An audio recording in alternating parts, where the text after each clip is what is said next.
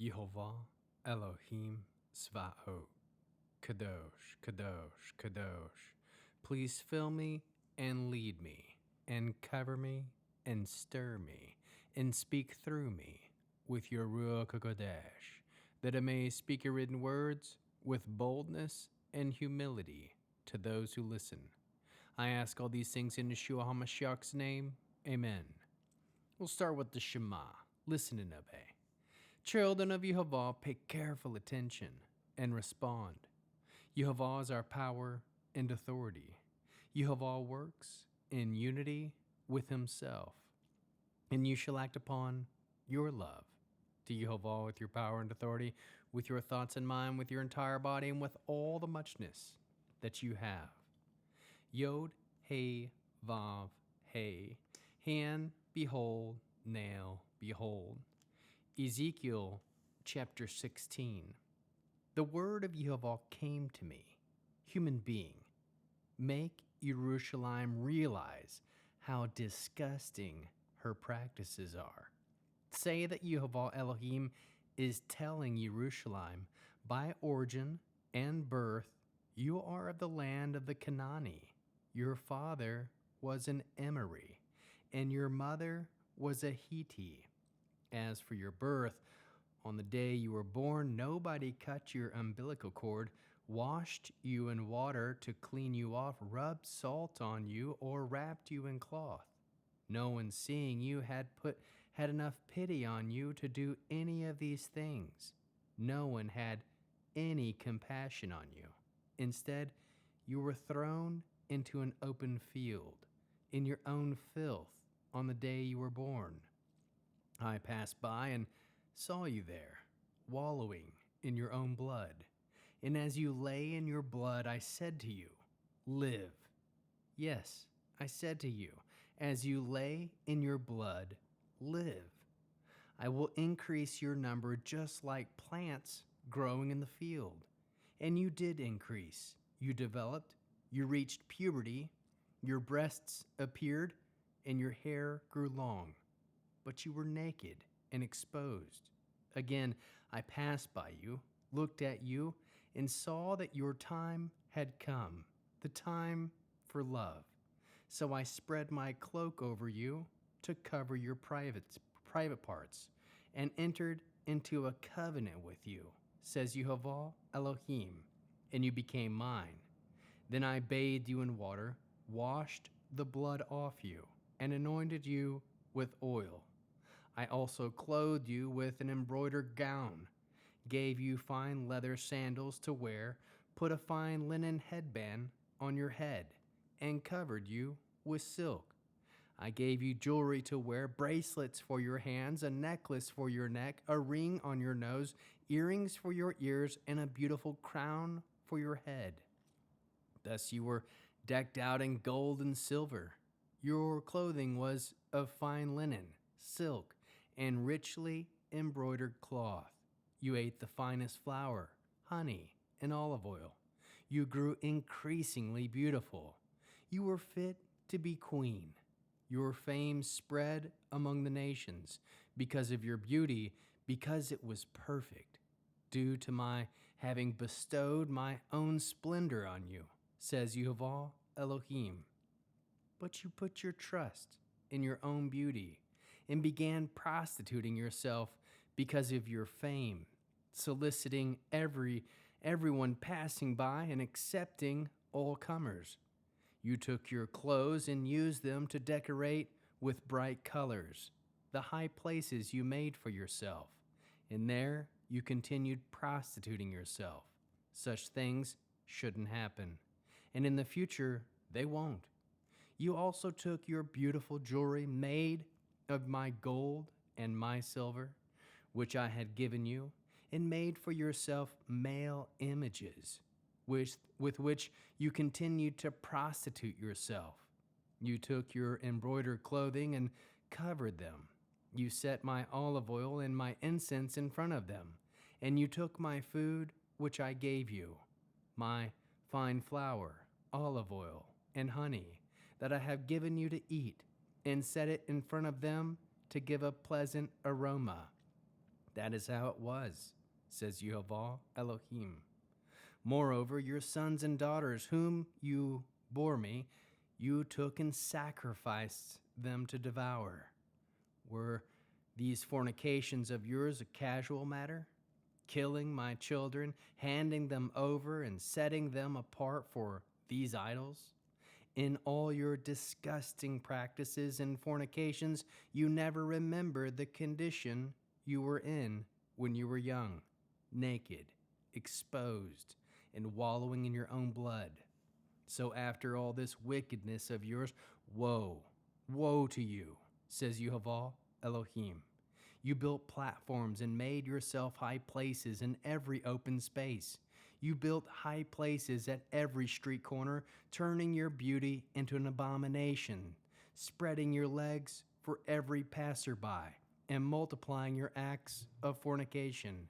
You had sex with your big-membered Egyptian neighbors and engaged in fornication over and over to provoke me.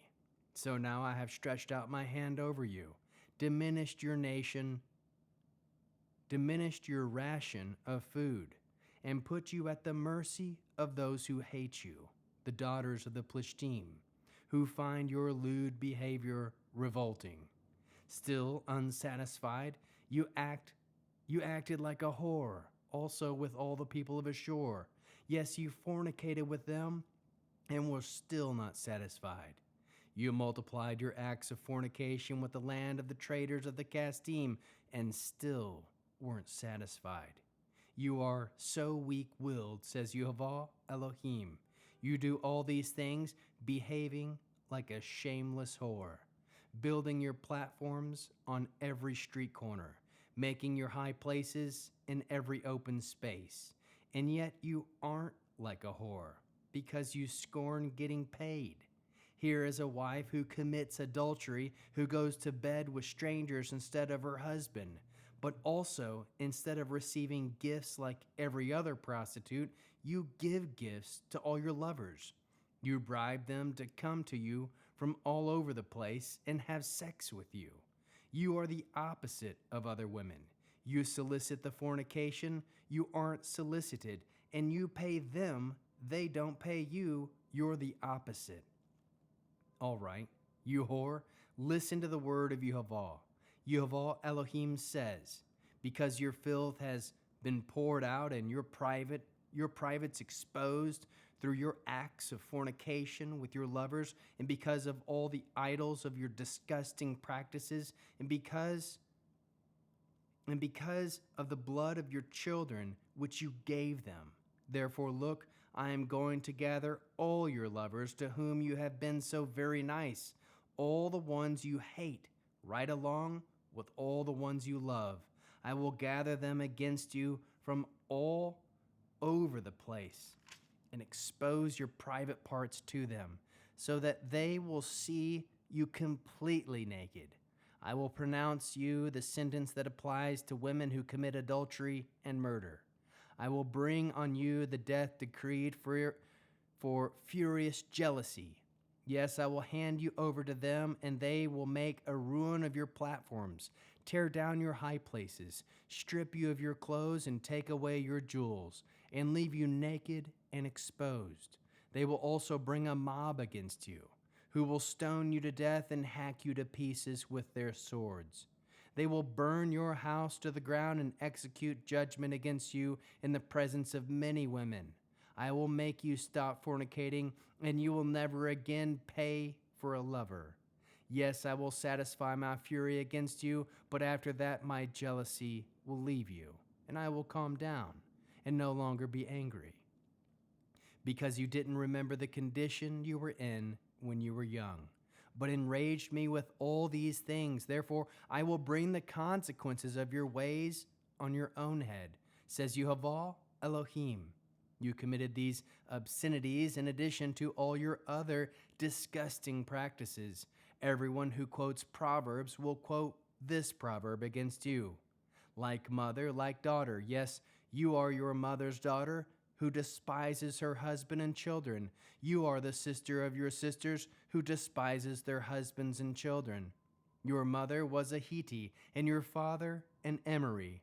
Moreover, your older sister is Shamron, who lives at your left. She and her daughters, and your younger sister living at your right, is Saddam with her daughters. You didn't merely live by their ways and act according to their disgusting practices, but in a very short time you acted more corruptly than they in all their ways. As I live, says Yehovah Elohim, your sister Saddam has not done, neither she nor her daughters, as much evil as you have done, you and your daughters. The crimes of your sister Saddam were pride and gluttony. She and her daughters were careless and complacent, so that they did nothing to help the poor and needy. They were arrogant and committed disgusting acts before me, so that when I saw it, I swept them away. Shamron did not commit even half as many sins as you did. You committed many more disgusting acts than your sisters. In fact, in comparison with all the disgusting acts you have committed, they seem innocent. But you too must bear your disgrace, for by your passing judgment, your sisters were innocent. Through your having committed sins worse than theirs, they are shown to be more righteous than you. So be ashamed and bear the disgrace you deserve for making your guilty sister seem innocent. I will end their exile, the exile of Saddam and her daughters, and exile of Shamron and her daughters, and the exile of your captives there among them, so that you can bear your own shame and experience the disgrace you deserve for all that you have done to shield them from feeling their own guilt.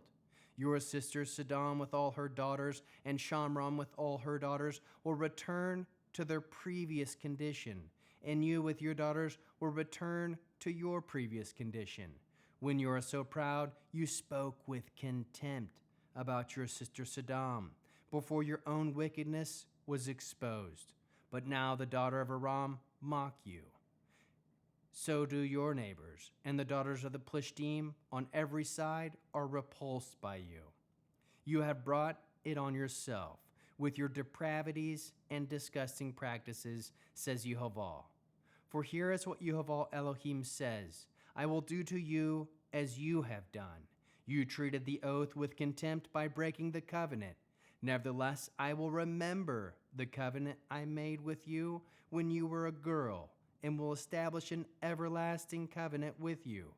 Then you will remember your behavior and be ashamed of it, as you receive the older and younger sister and make them your daughters, even though the covenant with you does not cover that. And I will reestablish my covenant with you. Then you will know that I am Yehovah, so that you will remember and be so ashamed that you will never open your mouth again. So ashamed will you be when I have forgiven you all that you have done, says Yehovah Elohim. How can we learn to love our Creator after reading this convicting 16th chapter of Ezekiel? We can listen to the word of Yehovah. Focus on how set apart Yehovah is. Humble yourself before Yehovah. Know that Yehovah has compassion on his obedient children. Trust that Yehovah has entered into an eternal covenant with his children. Trust that Yehovah wants the best for us. Aim to be thankful for life and all that Yehovah gives to us. Put your full trust in Yehovah alone. Worship and serve Yehovah alone. Live your life as a living pointer to Yehovah. Give your kids to Yehovah. Aim to be set apart as Yehovah is set apart. Keep sex and marriage alone. Trust Yehovah gives mercy to his obedient children. Love Yehovah wholeheartedly in word and action. Aim to be pure and respect life. Aim to do good deeds and to love others as you would want them to love you. Aim to live a life filled with humility and temperance, careful and ambitious, doing something to help the poor and needy. Speak with respect. Treat the oath with respect by keeping the covenant. Trust that Yehovah will remember the covenant made with his children and has established an everlasting covenant with us. Know that he is Yehovah. How can we love others? As Yeshua loves us, we can point all to Yehovah and remind them of his everlasting covenant with his children. Bear one another's burdens, we can speak with respect and treat the oath with respect by keeping the covenant. Produce spiritual fruit, love, joy, peace, patience, kindness, goodness, faithfulness, humility, self-control. We'll end with the Aaronic blessing using the name. Yehovah will kneel before you presenting gifts, and he will guard you with a hedge of protection. Yehovah will illuminate the wholeness of his being toward you, bringing order, and he will provide you with love, sustenance, and friendship. Yehovah will lift up the wholeness of his being and look upon you and set in place all you need to be whole and complete. Shalom, shalom.